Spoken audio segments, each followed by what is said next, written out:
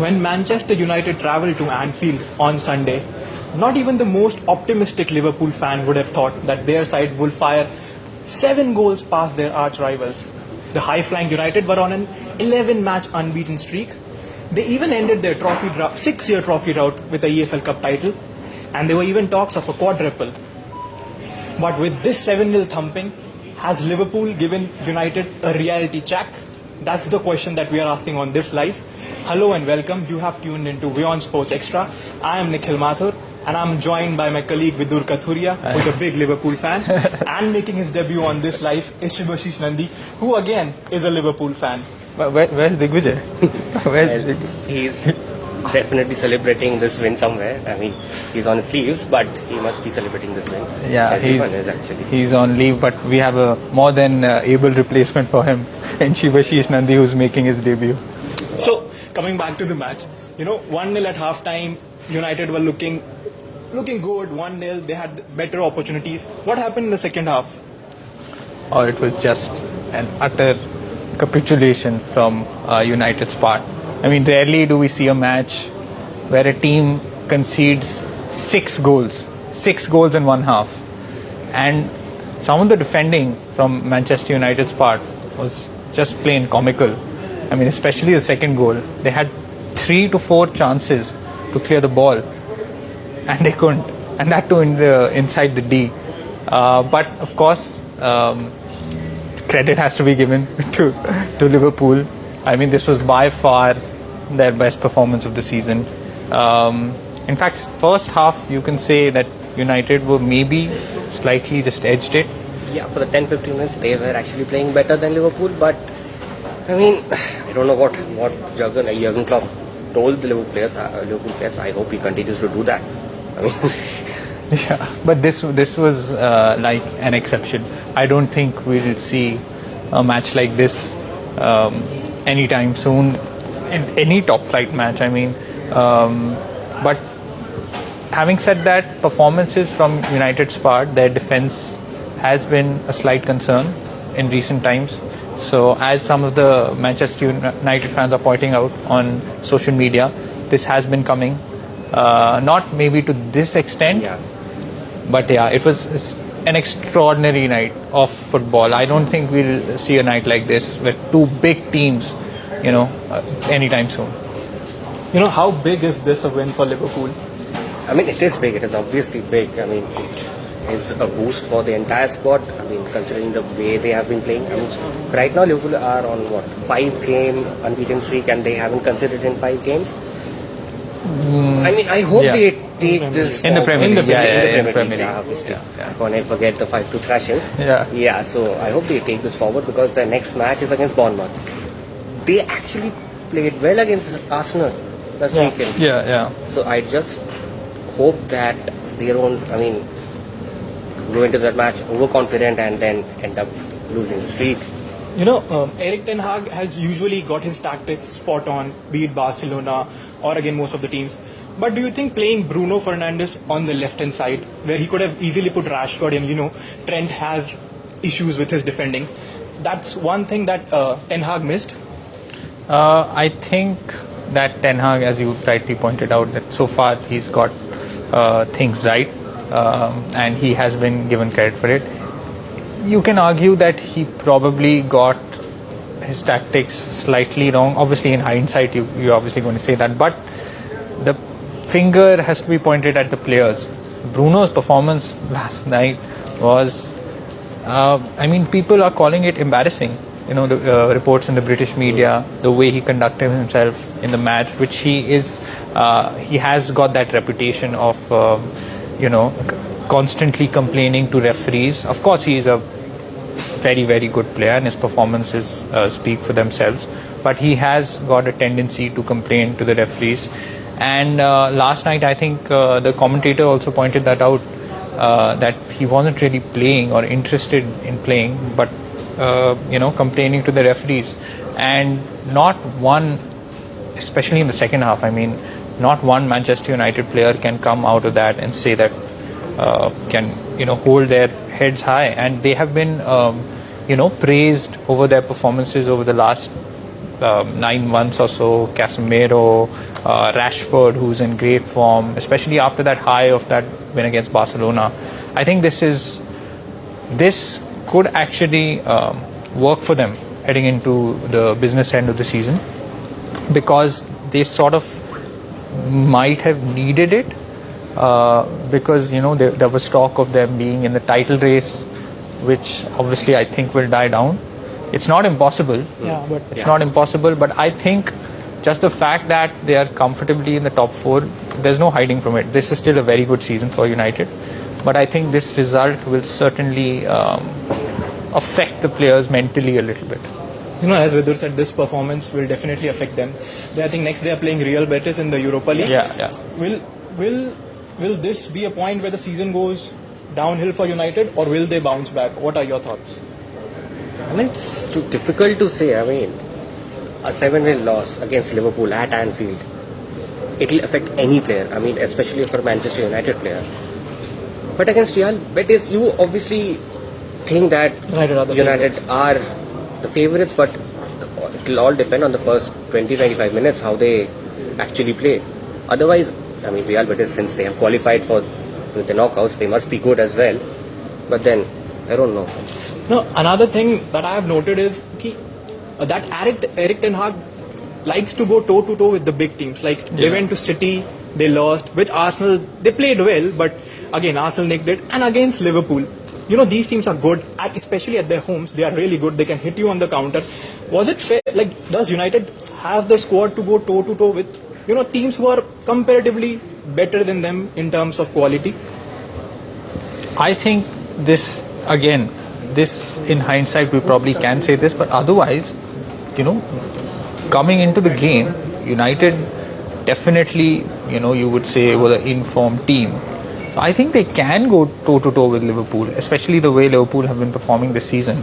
They were definitely not favourites coming into the clash. Obviously, the form book goes out of the window in derbies, and which we saw last night, obviously. But I think that last night was just completely an exception. There is no excuse for any team losing 7-0 in a match. Just like Liverpool a few years back, they conceded 7 against Aston Villa, which was an exception. They did sort of bounce back from that. Obviously, they didn't go on to win the league. But I think that tactically, Erik Ten Hag has been brave, and it has paid off in previous matches. And he paid the price, and that will happen. But I think the responsibility has to be taken by the players. Ultimately, it was them on the pitch, and that performance, that capitulation is unacceptable. I think United needs to get some good players in the transfer window, because they clearly don't have many strikers. Wout Weghorst, who played at the number 10, and even midfield, if they didn't sign Sabitzer, there were many loopholes. Yeah, Weghorst playing 10, that was really strange. I mean, he's not really good at the ball, but then when you have a Bruno and Rashford, why change that formation? It has been working so well for them. That was really strange. I think if Digvijay was here, he would have been very angry about the fact that we don't speak about Liverpool's performance. So let's speak about Liverpool's performance. 3 strikers, 3 forwards rather, getting a brace. That has to be a positive sign, isn't it? It is, but I think what the best part about last night's match was their midfield. Fabinho coming to life. It was so strange to see Fabinho play the way he used to play a few seasons back. I mean, even Elliott, that was such a strong performance from that. He's what, 19? 19. I think Elliott has shown flashes this season, flashes of brilliance. He was decent against Manchester City, the match which Liverpool won 1-0 at Anfield. And last night also, he had that creative element to his game. But again, he has to be more consistent. Coming back to just one point I'll make about Gakpo, his movement, his finishing was outstanding. Darwin Núñez, again, he has looked very good actually in recent games. Very lively, and good for him. That header was a fantastic header. And his finishing has improved tremendously. Yes. And he of course has to work on certain elements, which there's no hiding from it. But he is lively, his overall game has improved, and if he continues to work, he can become some player. And let's just talk about Mohamed Salah. He has Liverpool's become leading goal scorer yes, in Premier he League. has become he has broken Robbie Fowler's record. The time he has done it in, from 2017 till now, I mean, season after season, he just puts up great numbers. He really is definitely one of Liverpool's all-time greats, but also one of the Premier League's most consistent players of the last few seasons. We have some comments. An Arsenal fan says that he's very happy about Manchester United defeat. That's very obvious. Guys, keep firing in your comments. We'll take all your comments. Arsenal fan, Liverpool fans, what do you think about the performance, the season? And we will take your comments. And City for that matter. Yeah, well, Man United, as we touched upon earlier, some people were saying they were in the title race, and obviously Arsenal and Man City fans now will be happy that this will be a huge blow for them if they ever were in the title race. But I still feel like they will comfortably finish in top 4. So, and what about Liverpool? Top 4? Newcastle, Liverpool, Tottenham. Do you see Liverpool finishing in top 4 after this performance especially? I mean, it's possible, but then, see, Newcastle, their form has dipped. Tottenham is really inconsistent, but we can say the same thing about Liverpool as well. So it's really, I mean, it's too early to say. Obviously Liverpool, they are in the race. And this could happen like 2 seasons back when Liverpool were out of the race and then they ended up finishing 3rd. You can see the same thing happening this season as well. I think it's a 3-horse race for that 4th place, as we said. Even though Fulham are doing very well right now, but I think that Brighton, they'll probably fizzle out their challenge. There's still a long way to go. 13-14 matches left. That's a third of the season. If I think 65 to 70 points will be the mark Liverpool will be looking at. Actually, probably 70 points if Liverpool can reach that mark. Be bold. I think. Be bold and say, will they? Will they? I think Liverpool. Okay, fine. I'll like Digvijay always encourage us to do so. I'll take a stand and say that Liverpool will finish in the top 4 this season. That is my prediction. Also, an interesting point that you made, that the form book goes out of window in these matches. So if you look back, Real Madrid came and defeated Liverpool. United defeated Barcelona. Then Barcelona defeated Real Madrid. So, I mean, and now Liverpool has defeated United. Yeah, well, even though Real Madrid were involved, that's what happens in top level sport, and especially the Premier League. Any team can. I mean, just look at Liverpool's results this season. They have lost to Nottingham Forest. That match against Real Madrid was just... They were leading 2-0 and then again. The first 45 minutes were actually decent, but the second 45, I don't know. So I mean, it's not like Liverpool are an exception to these kind of performances. I mean, Liverpool also can suffer an ultimate collapse as they did at Anfield against Real Madrid. So, of course, this defensively as well, Liverpool will be happy with a clean sheet. They have been playing better since that match against Madrid. But again, lots of work to do for Liverpool, as Jurgen Klopp said, because they really have to get their act together to finish in the top 4. So again, if we see the overall picture, like Liverpool were chasing the quadruple last season, if I'm not wrong, and now. Thanks for reminding us. So how do you sum up? Like they've seen the highs, and I wouldn't call this a low, but how do you sum up the overall? Wait, do you want to ask us how does it feel to get out of the quadruple race just like United did right now? United, but technically United are still in the quadruple race. Yeah, technically they are. So, I mean, listen, this is going to be a huge blow for them, but the fact that they've won a trophy and are still in the FA Cup, still in the Europa League, and just the fact that even if they only finish in the top 4, which they will probably, it will be a very, very good season for United. Yeah, definitely. It is going to be a good season for United and the way they are playing their football. I mean, before last night. Even for that matter, Newcastle and West Ham match, they didn't actually play that well. They were lucky to get the goals.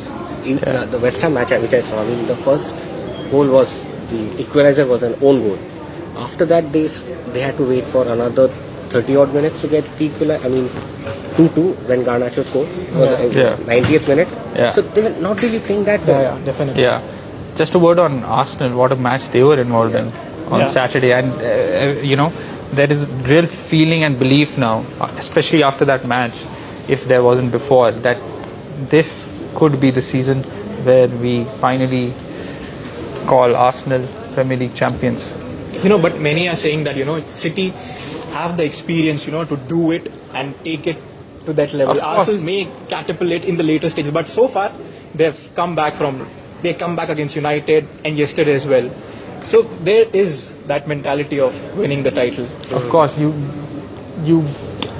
Manchester City have been there. They've done that heading into the business end of the season, especially with that one match left against Arsenal at the Etihad.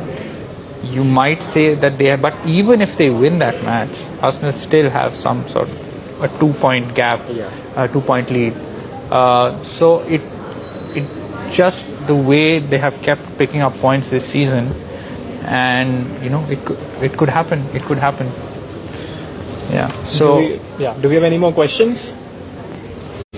So I think we've covered. This has been the most enjoyable Facebook Live for more than one reason. We won't. But